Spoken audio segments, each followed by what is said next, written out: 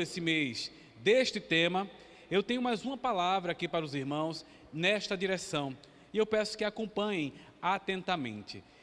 Encontra-se em 1 Pedro, capítulo 2, do 1 ao 10, estou usando a versão ACF, né? Almeida Corrigida, e nós leremos 1 Pedro 2, do 1 ao 10. Quem na quarta-feira esteve aqui, teve uma bem breve, introdução sobre a carta enviada, a primeira carta de Pedro, enviada aos forasteiros da dispersão, a um pessoal que estava lá na Ásia e que eram convertidos.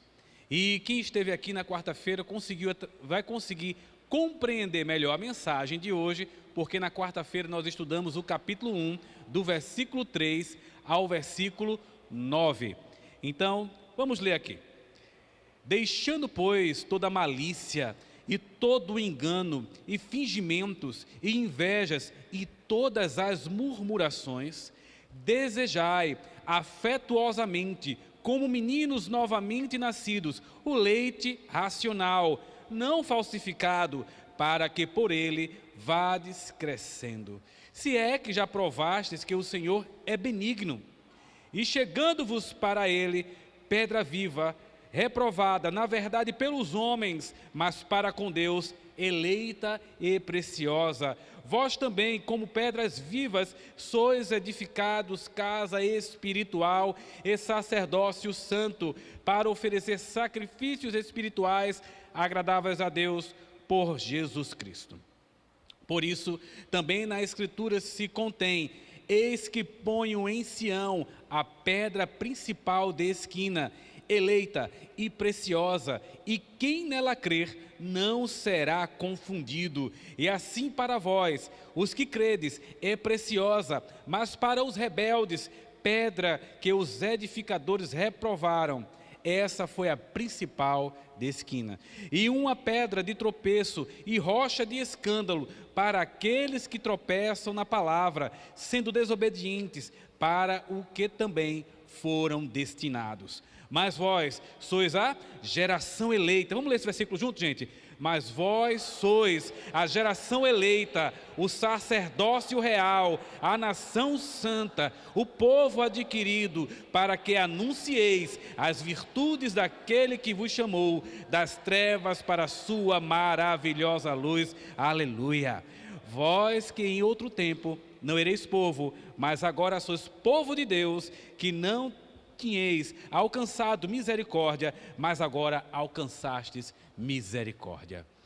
Meu Pai, a palavra é tua, esse povo que está aqui é teu, quem está nos acompanhando online é teu, então edifica a tua igreja, Pai, usa o teu servo que é apenas um vaso de barro sem valor, mas eu creio que o teu evangelho, a luz do teu evangelho está aqui sendo pregada e ela sim é preciosa. Espírito Santo de Deus, constrange corações e faz com que quem está aqui entenda a tua palavra e aplique em sua vida. Em nome de Jesus, amém. Meus irmãos, quando vemos essa carta de 1 Pedro, nós vemos aqui o fervor e alguém que estava muito firme na rocha, alguém que estava muito firme realmente como pedra viva, ensinando a este povo o que fazer enquanto suportavam pressão. E o interessante é que o autor desta carta era o próprio apóstolo Pedro, que em tempos anteriores era alguém que era vacilante em suas palavras e suas atitudes. Pedro foi aquele apóstolo que ele disse que por Jesus faria tudo, quis cortar a orelha de um soldado, mas na hora que a situação apertou e perguntaram: não é você que andava com ele? Ele negou Jesus 3 vezes. Ele vacilou e ele chorou ali amargamente. Mas agora este Pedro, que antes era vacilante, ele de fato teve um encontro com Cristo, e esse encontro foi após Jesus Cristo subir e voltar para ter uma conversa ali com os discípulos, e houve uma verdadeira conversão, o que nos mostra que o autor que está trazendo a carta a 1 Pedro era de fato alguém convertido, e que não era mais vacilante, ele agora era como uma rocha, que ficou inabalável, não pela sua própria capacidade, mas pela capacidade do Deus que o tomou e o chamou das trevas para a poderosa luz, para a sua luz. Esta carta, ela foi escrita para os forasteiros da dispersão. Em algumas versões, como eu falei aqui na quarta-feira, chamada diáspora, era a dispersão dos judeus. Mas aqui não era apenas a dispersão dos judeus, era a dispersão também dos gentios. Pessoas que não eram, digamos, da raiz de Davi ou das 12 tribos, pessoas que não eram das tribos de Israel, mas que se converteram ao cristianismo, ouviram o evangelho da luz, o poderoso evangelho da luz de Cristo e se converteram. Então esta carta era para pessoas que estavam dispersas, não dentro de Israel, mas pessoas que estavam na Ásia, ali em algumas igrejas que foram plantadas pelos próprios apóstolos de Jesus Cristo. Outra situação, essa carta ela foi enviada pelo apóstolo Pedro para essas pessoas, não de uma única igreja, mas pessoas que estavam sob uma pressão além do normal. Essas pessoas estavam sendo perseguidas não só pelos próprios judeus, mas também por Roma. Essas pessoas estavam sendo perseguidas por alguém que era implacável, era Nero. Nero odiava os cristãos. Roma, eles não costumavam perseguir outras religiões, contanto que essas religiões não fizessem oposição ao que o seu governo implantava, ao que sua liderança implantava. Então os judeus começaram a criar casos, os judeus que eu falo, não cristãos, contra este povo, e eles passaram a ser perseguidos. E quando vamos no capítulo 1, a centralidade dos versículos 3 ao versículo 9 é que era como suportar as pressões sem deixar de seguir a lei, sem deixar o que está lá em Romanos capítulo 13, que toda autoridade é constituída por Deus. Então temos que seguir as leis que são vigentes e as leis do Senhor. Então como é que eu suporto? No momento de dor, no momento de tristeza, no momento de angústia e naquele momento que você acha que tudo vai se acabar, como é que você suporta todas as pressões? E o apóstolo Pedro, ele vem falar no capítulo 1 o seguinte: você suporta todas as pressões, crendo na esperança viva, naquela que é inabalável, crendo que a herança que foi trazida, que foi colocada na presença de vocês, e essa herança são todas as coisas celestiais que vêm através de Jesus Cristo como Salvador. Ou seja, quando você baseia, coloca tudo que você tem, tudo que você quer e tudo que você almeja no Senhor e diz tudo pertence a Deus, tudo veio de Deus e tudo voltará para Deus, a sua esperança torna-se uma esperança viva e incorruptível, e você crê que nem a morte pode tirar essa esperança de você, porque ela está baseada naquele que era, que é, que há de vir, naquele que é constante e que não há sombra nem variação de mudança, e esse é o Deus vivo. Tanto que em 1 Pedro, capítulo 1, versículo 3, diz bem assim: bendito seja o Deus Pai e nosso Senhor Jesus Cristo, que, segundo a sua grande misericórdia, por que misericórdia? Porque estávamos mortos, perdidos, desamparados, nos gerou de novo para uma esperança viva, pela ressurreição de Jesus Cristo dentre os mortos. Então o capítulo 1, e essa introdução que eu trouxe aqui para os irmãos, é para dizer que também, que no mundo atual, nos dias atuais, nós vivemos grandes pressões, grandes tensões, momentos de desespero, momentos de pânico, momentos de ansiedade, mas se você basear a sua fé e tudo que você tem para viver na esperança viva que é Jesus Cristo, você suportará as pressões que este mundo oferece. Meus irmãos, mas agora chegando no texto na qual lemos, o apóstolo Pedro ele vem trazer como viver e o que fazer para ser edificado no mundo mau, para ser edificado no mundo onde a pressão é muito grande, onde todas as coisas se colocam contra aqueles que amam verdadeiramente a Jesus.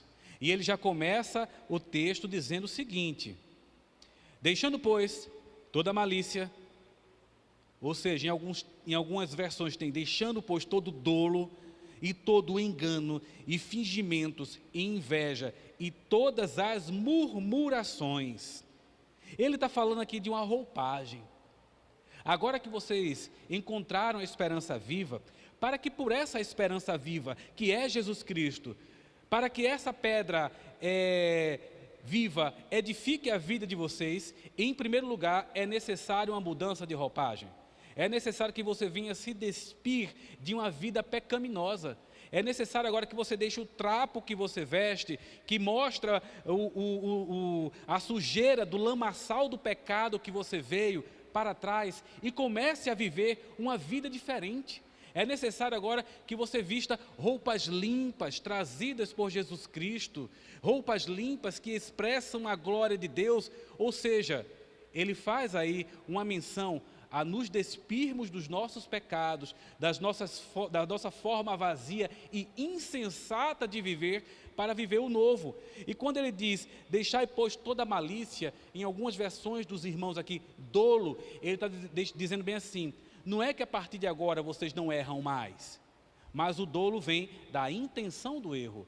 Como foi pregado aqui pela manhã na escola bíblica dominical, existe o dolo e a culpa. A culpa é quando você cometeu algo, mas sem intenção. O dolo é quando você premeditou, é quando você pensou, é quando você planejou. Então ele está dizendo o seguinte, agora você tem que deixar essa sua vontade e essa sua intenção de viver no pecado, para que você seja uma nova criatura, deixando de ser um enganador, de querer ser aquela pessoa que você não é, mentindo, sendo fraudulento até na sua própria identidade. É necessário que você mude de vida. Deixe, pois, também o fingimento. Pare de ser esse ator que diz que é uma coisa e na verdade é outra, que é falso com as pessoas, que é mentiroso, que não consegue ver alguém crescer na vida e simplesmente fica com inveja, dizendo que aquela pessoa alcançou um objetivo ou que ela conseguiu algo simplesmente porque ela teve sorte e não porque ela teve mérito, porque ela estudou, porque ela trabalhou. E se os irmãos observarem essa questão da inveja, ela também estava entre os próprios discípulos, que não queriam aceitar que alguns discípulos eram mais próximos de Jesus. E dentro da igreja, essa inveja é maléfica, ela destrói o corpo de Cristo. Muitas pessoas dentro das próprias igrejas se apegam a cargos, a ministérios, mas não se apegam a Jesus Cristo, olhando uns para os outros como pessoas de igual valor, que foram lavadas e remidas pelo sangue de Jesus. E por fim, ele vem dizer no versículo 1, deixem também todas as murmurações, que quer dizer, deixem os falatórios pecaminosos. Nessa tradução, não é murmurar de ficar reclamando da vida, mas é deixar o falatório pecaminoso, de falar da vida dos outros, de jogar maldição sobre os outros. Então o apóstolo Pedro ele já começa dizendo o seguinte, vocês querem ser edificados por Cristo? Vocês querem ser a nação eleita, vocês querem ser o sacerdócio santo, é necessário que mudem a roupagem da sua vida, é necessário que faça, como está lá em Romanos 12, versículo 2, no renovar da sua mente, que compreenderão a boa, perfeita e agradável vontade de Deus. Vejam o que diz em Colossenses 3, do 1 ao 3. Portanto, se já ressuscitaste com Cristo, buscai as coisas que são de cima, onde Cristo está assentado à destra de Deus. Pensai nas coisas que são de cima, e não nas coisas que são da terra, porque já estáis mortos, e a vossa vida está escondida em Cristo Jesus. Compreendem isso? Você já nasceu em Cristo. Por que pensar de maneira mundana? Por que levar o seu pensamento de maneira tão ansiosa, como se todas as coisas fossem acabar diante de você, fossem sumir da sua presença toda a possibilidade de um sucesso, de algo bom para você? Quando nós começamos a ter a mente de Cristo, o nosso pensamento de ansiedade, de pânico e de tristeza, ele diminui, porque agora já não pensamos mais de forma natural, mas de forma espiritual. Nós agora cremos que mesmo que todo o mal venha sobre nós, nós habitaremos nas regiões celestiais. E como eu já falei aqui na quarta-feira, se existe algo que a morte pode trazer a um crente, a quem tem Jesus como seu Salvador, é promover um encontro com Cristo. Somente isso que a morte pode trazer sobre nós. Ela nos promove um encontro com Cristo face a face, não apenas espiritual como é agora, mas face a face. Em Colossenses 3, do 9 ao 10, vem dizer: não mintais uns aos outros, pois que já vos despistes do velho homem com os seus feitos, e vos vestistes de novo, que se renova para o conhecimento, segundo a imagem daquele que criou. Ou seja, se você já se despiu do velho homem, deixe as coisas mundanas para trás, porque agora você está com vestes limpas na presença do Senhor, e você tem que buscar Ele dia após dia, com a sua mudança de mente, para que possam ser edificados pelo poder e pela graça do nosso Senhor Jesus Cristo. Mas agora nós vamos rapidamente aqui no versículo 2 e 3, e diz bem assim: desejai afetuosamente, como meninos novamente nascidos, o leite racional, não falsificado, para que por ele vá descrescendo, se é que já provastes que o Senhor é benigno. Agora eu faço uma comparação. O primeiro versículo diz: coloque vestes novas, revista-se do poder de Deus, comece a pensar como Cristo, comece a pensar nas coisas celestiais. Pare de agir como se você fosse deste mundo. Comece a agir como alguém que é forasteiro aqui e pertence à cidade celestial. Mas no versículo 3 eu faço a seguinte comparação. Ele está dizendo: agora que você fez isso, para que você continue em santidade, é necessário que você, dia após dia, momento após momento, se alimente do poder do Senhor. É necessário que você, em todos os momentos da sua vida, busque a palavra de Deus. É necessário que você tenha uma vida de oração, para que as roupas novas, elas não venham ficar sujas, para que você não venha a engordar com o pecado e essas roupas já não caibam mais no seu corpo. Já perceberam uma coisa interessante do ser humano? Quando a gente vai ficando um pouquinho mais gordinho, qual é a tendência? É ir na loja e comprar uma camisa maior, comprar uma calça maior, né? Por quê? Porque já não cabemos mais. Eu ainda me lembro quando eu tinha 19 anos e vestia P, era surfista lá em Pernambuco, e passava 4 horas dentro do mar surfando. Depois que eu casei, minha esposa cozinha tão bem, não deu mais para ficar da mesma forma, né? Mas o que eu quero dizer, quando a gente começa a engordar um pouquinho, o que é que a gente faz? Compra roupas maiores. Mas será que o correto seria isso? Ou será que o correto seria voltarmos a uma boa nutrição para continuarmos com as mesmas roupas? O que seria correto? A questão é que nós sempre nos adequamos ao que nem sempre é saudável. Enquanto que o texto aqui vem dizer: continuem no leite saudável, no que não é modificado, no que é verdadeiro, para que vocês continuem olhando para mim. E o versículo 3, ele vem dizer o seguinte: agora isso acontece, o desejo do alimento forte e nutritivo só acontece para quem alguma vez da sua vida tomou. Só para quem em algum momento da sua vida se alimentou dele. Se você não se alimentou dele, se o seu sentimento por Jesus Cristo foi apenas emoção, se a sua conversão foi apenas um momento de fortes emoções, você não sabe o que é isso. Você ainda não provou desse alimento verdadeiro. Agora tem um detalhe: você tem que se alimentar dia após dia. O texto ele vem dizer que você tem que desejar afetuosamente, querer dia após dia. E sabe o que isso quer dizer? Que se também nós não nos alimentarmos constantemente, nós podemos talvez não engordar com o pecado, mas ficar desnutridos. E toda vez que o inimigo se lançar contra nós, nós vamos cair, porque não temos força e nem capacidade para ficar de pé diante das investidas que Ele faz contra nós. Então, o caminho da edificação passa por uma mudança mental, uma mudança comportamental, uma mudança de estilo de vida, para que você agora possa viver verdadeiramente o cristianismo e conhecer Cristo como o seu Salvador.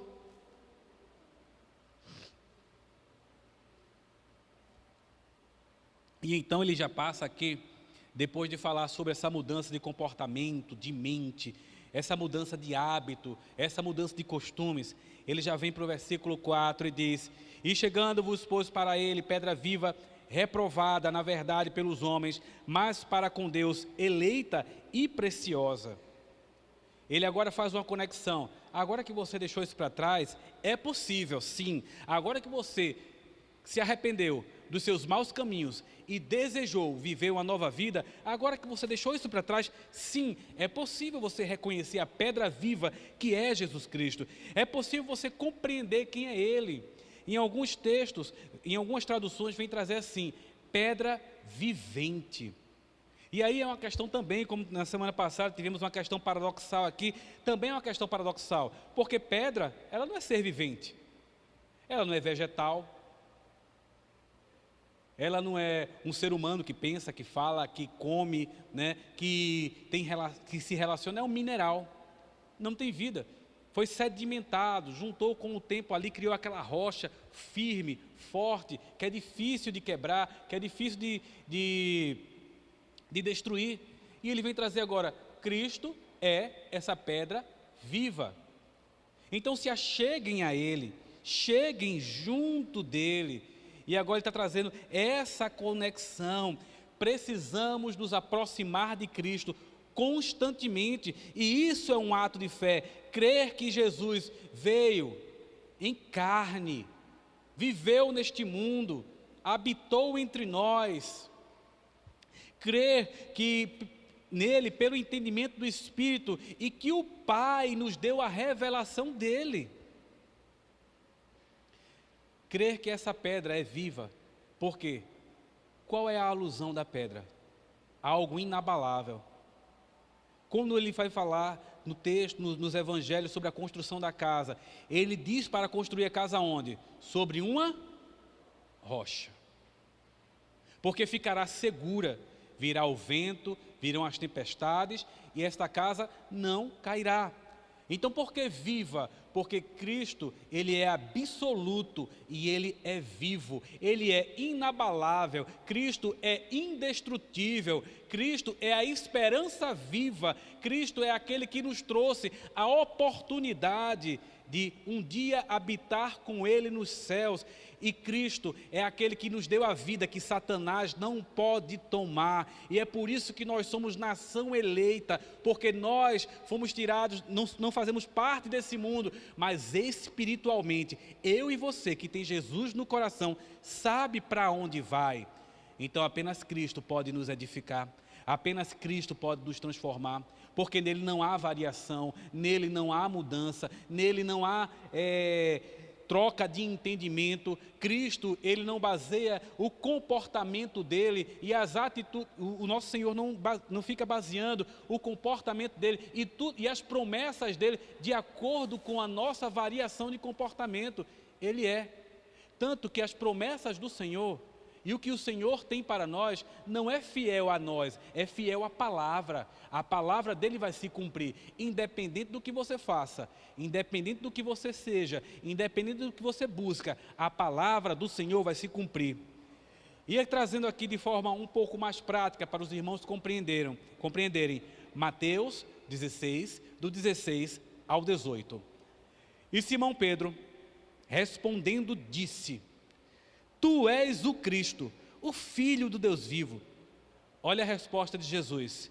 Disse-lhe: Bem-aventurado és tu, Simão Barjonas, porque tu não revelou a carne e o sangue, mas meu Pai que está nos céus. Pois também eu te digo que tu és Pedro, e sobre esta pedra edificarei a minha igreja, e as portas do inferno não prevalecerão contra ela. Estavam ali perguntando, Jesus perguntou: e vocês, quem dizem que eu sou? Elias? Esse? Aquele ou aquele outro? Pedro olhou para ele e disse: não, tu és o Cristo, o Filho do Deus vivo. O que é que Jesus disse para ele? Você não diria isso por carne ou sangue. Não é pela capacidade humana que alguém me reconhece como o Salvador. Não é pela capacidade humana que alguém reconhece quem eu sou. Mas só o Pai pode revelar quem eu sou. Então, espiritualmente, Pedro, eu sei quem você é. Quando ele diz Pedro, Bar-Jonas, ele está dizendo: eu sei quem é teu pai. Em outras traduções vem dizer: Pedro, filho de Bar-Jonas, eu sei exatamente quem você é. E você reconheceu que eu sou o Deus que vim em carne para salvar a humanidade, que eu sou a pedra fundamental da igreja, que eu sou aquele que era, que é, que há de vir, que eu sou o Salvador da humanidade. Ele estava confirmando. E quando ele diz que sobre esta pedra edificarei a minha igreja, a pedra não era Pedro, mas a pedra era a fé, que fez com que ele visse e compreendesse que Cristo, que aquele era o Cristo, o Salvador, que veio em carne, como os profetas disseram no Antigo Testamento. Então Jesus é a pedra viva, meus irmãos, porque ele veio a este mundo, ele sofreu neste mundo. Neste mundo, ele viveu tudo que você pode, todo sofrimento que um ser humano pode viver.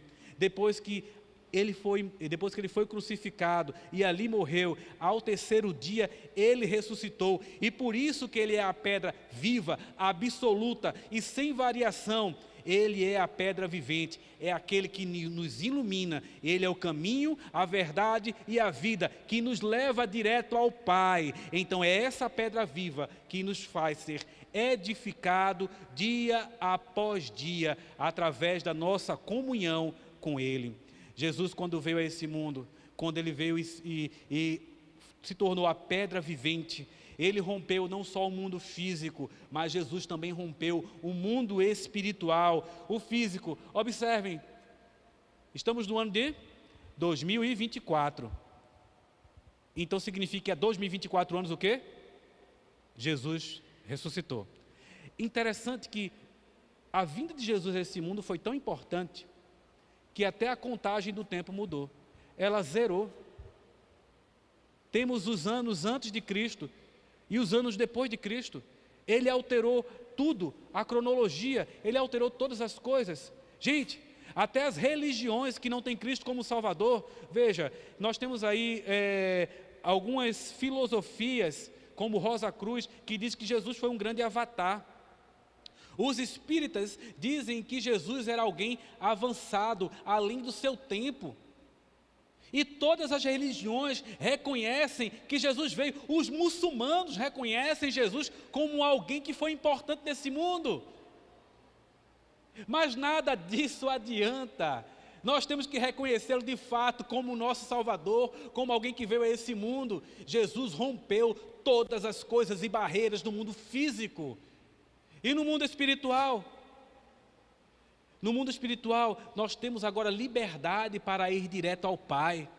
Eu e você, nós não precisamos mais de alguém que entre no Santo dos Santos para fazer um sacrifício. Eu e você não precisamos mais de um sacerdote que vá dizer para Deus o que a gente tem para dizer para Ele.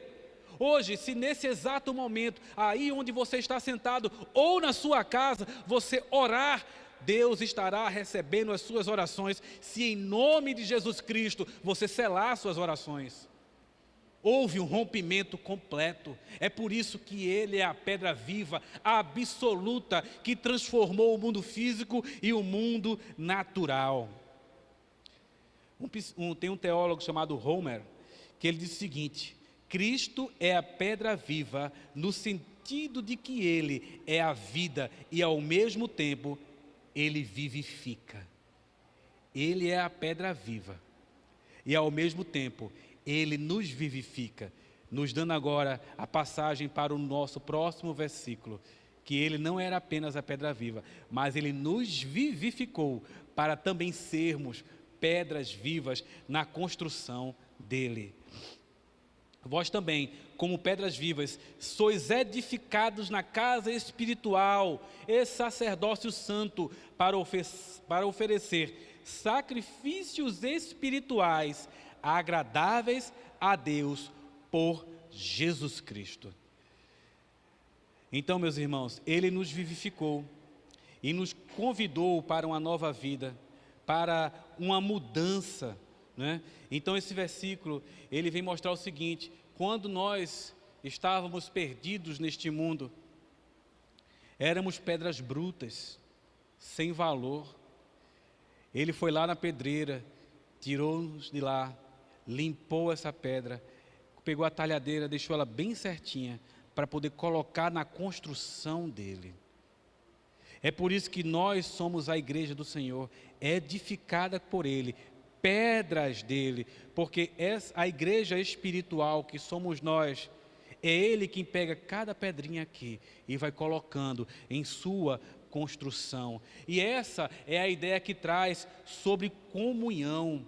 E quando ele vem falar aqui no versículo 5 sobre construção espiritual, vejam só, sois edificados, casa espiritual. Quando vamos no texto original mesmo, ele está dizendo que essa construção espiritual, ele traz o relato do Santo dos Santos. No tabernáculo tínhamos 3 áreas, e a última área é a área relatada aqui. É a área onde se fazia todo o sacrifício uma vez por ano, para expiar o pecado. E ele está dizendo o seguinte aqui, ó: vós também sois pedras vivas, sois edificados na casa espiritual. Ou seja, não fomos tirados apenas da pedreira e colocados em qualquer parte da construção. Deus nos pegou e colocou no Santo dos Santos como pedra, para que ali nós pudéssemos ver a glória de Deus. Você consegue ver a glória de Deus, porque você está agora no Santo dos Santos. Não tem véu mais, o véu foi rasgado de cima a baixo, e agora você tem livre acesso ao Pai. E ele vem dizer o seguinte: nessa construção você foi colocado lá, e você é sacerdócio santo. Agora, o templo é tua mente e o teu coração, e você todos os dias tem que sacrificar o seu próprio querer, a sua própria vontade, o seu próprio desejo, para que você constantemente veja a glória de Deus. E ele continua dizendo o seguinte: mas vocês estão lá para oferecer sacrifícios agradáveis a Deus por Jesus Cristo. Vocês não é por sua vontade, não é da forma que você quer. Você só pode entrar no Santo dos Santos através do sangue de Jesus Cristo. Você só pode estar lá como sacerdócio real através do sangue de Jesus Cristo. Você só pode ver a glória de Deus através de Jesus Cristo. Não há outro caminho, não há outra forma, não há outra condição, só e unicamente através de Jesus Cristo. É interessante que o sacrifício que era feito, logo depois, em um momento no ano, tirava-se toda a cinza. Em outro momento do ano, em outros momentos, tirava-se apenas algumas pás de cinza, um pouco de cinza, como está lá em Levítico 6, do 9 ao 11. Ele vem falar sobre isso. E o interessante desse texto é que ele terminava o sacrifício, o sacerdote, e quando ele terminava o sacrifício, ele ia carregar cinza. E a cinza suja. Mas ele dizia: carregue a cinza com vestes limpas. O sacerdote, ele tinha que limpar, ele tinha que trocar as vestes. Ele tinha que colocar uma veste limpa. Ou seja, carregue o que sobrou do sacrifício do teu pecado e jogue fora com vestes limpas. Agora você já não faz mais parte daquilo. Agora aquele pecado você não deve voltar atrás. Agora você não deve voltar a cometer o que você cometia antes.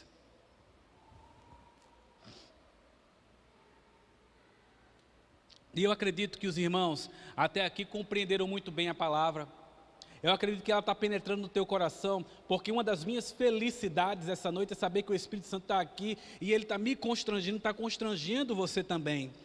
E ele diz assim no versículo 6: Por isso também na Escritura contém: eis que ponho em Sião a pedra principal de esquina, eleita e preciosa. Quem nela crer não será confundido. Você crê que Cristo é o seu Salvador? Sim ou não?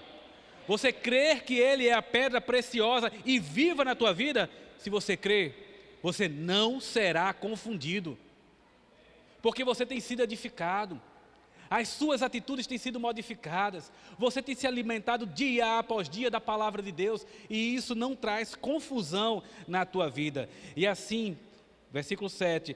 Para vós que credes, é preciosa.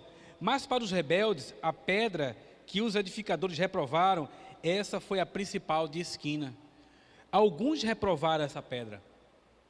Alguns pegaram essa pedra que era para a construção da sua vida, para a transformação do seu ser, e disseram: eu não quero isso.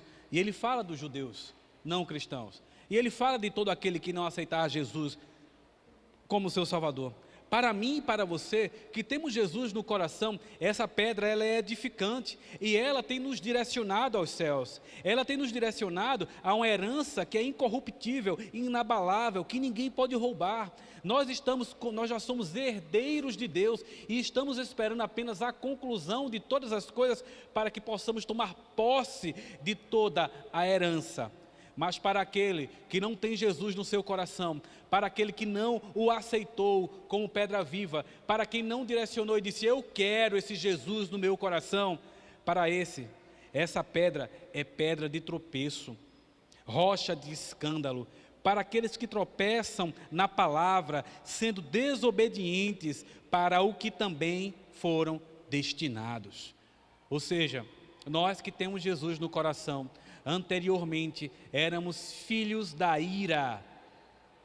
Nós tínhamos uma separação gigante com Deus, mas agora somos filhos de Deus, eleitos por Ele. E a você que está aqui essa noite, e a você que nos acompanha online, eu quero te falar de forma bem aberta: entrega a tua vida para Jesus enquanto há tempo, para que não seja a palavra dele e esta pedra de tropeço na tua vida. A palavra está sendo pregada ao teu coração, e você tem que pegar essa palavra e abraçar, porque quando Cristo voltar em glória, Ele vai olhar para você que não aceitou Ele como Salvador, vai dizer: que fazes aqui? Se você disser para Ele: olha, eu não sabia de nada disso, Ele vai dizer: você lembra no dia 23 de junho de 2024, quando estava sendo pregada a palavra, e foi anunciado a você que eu era o Salvador? Aí você vai dizer: lembro. Pois é, naquela noite foi te dada a oportunidade. Então saia da minha presença, porque aqui entrarão aqueles que me têm como pedra viva, como Salvador da sua vida, e você me colocou como pedra de tropeço na tua vida. E tudo isso acontece para quê, meus irmãos? Porque somos edificados, porque somos transformados, porque a todo instante Deus Ele quer fazer reformas na nossa vida para que sejamos pessoas melhores. Será que é para ficarmos sentadinhos, domingo após domingo, ficar só olhando a palavra, ir para casa e nada mudar? Não. Olha o que diz o versículo 9: mas vós sois geração eleita, o sacerdócio real, a nação santa, o povo adquirido, para que anuncieis as virtudes daquele que vos chamou das trevas para a sua maravilhosa luz. Vós que em outro tempo não eres povo, mas agora sois povo de Deus, que não tinhais alcançado misericórdia, mas agora alcançastes misericórdias. Meus irmãos, já parou para pensar sobre o poder dessa palavra? Já parou para pensar sobre você ser geração santa? Santo no termo separado, alguém que foi separado por Deus, mas ele vai numa crescente aqui: separado por Deus para quê? Para ser sacerdócio real e nação santa, para poder a sua mente ser o local de sacrifício do Senhor, para você poder entender que você não é deste mundo, mas que você é uma nação separada por Deus espiritualmente, para você compreender que agora você é filho de Deus por adoção, e que espiritualmente você está destinado a viver num lugar lindo, maravilhoso, viver para a glória de Deus. Você tem que compreender que a partir de agora você adquiriu a oportunidade de viver com Ele em glória. E essa palavra o apóstolo Pedro trazia a esse povo para dizer: não desanimem, não busquem outras formas de viver, não murmurem, não voltem ao pecado, não voltem a se alimentar do pecado, porque vocês agora receberam uma nova vida, e essa vida vocês receberam para anunciar a palavra de Deus. Gente, nós vivemos para anunciar a palavra de Deus, para anunciar aquilo que nos tomou, porque agora nós não falamos das coisas deste mundo, mas como nação eleita, nós falamos as coisas da nossa nação, a nação espiritual, onde o Rei está reinando em glória, e Ele é o nosso Senhor Jesus. Foi para isso que nós fomos chamados, para viver de uma forma diferente, expressando a glória do nosso Deus. Então é necessário que você simplesmente essa noite queira mudar a sua roupagem, queira mudar o seu alimento, queira mudar o seu estilo de vida, queira mudar a sua forma de pensar, para que você espiritualmente adentre no Santo dos Santos e consiga ver a glória de Deus. Enquanto você não consegue ver a glória de Deus, povo de Deus, tudo que você vive neste mundo é perturbante, é perturbação, porque você não consegue ver o que está além. Ou seja, você não tem os seus olhos espirituais abertos para compreender as maravilhas que o Senhor trouxe para que possamos viver a esperança viva que é Jesus Cristo.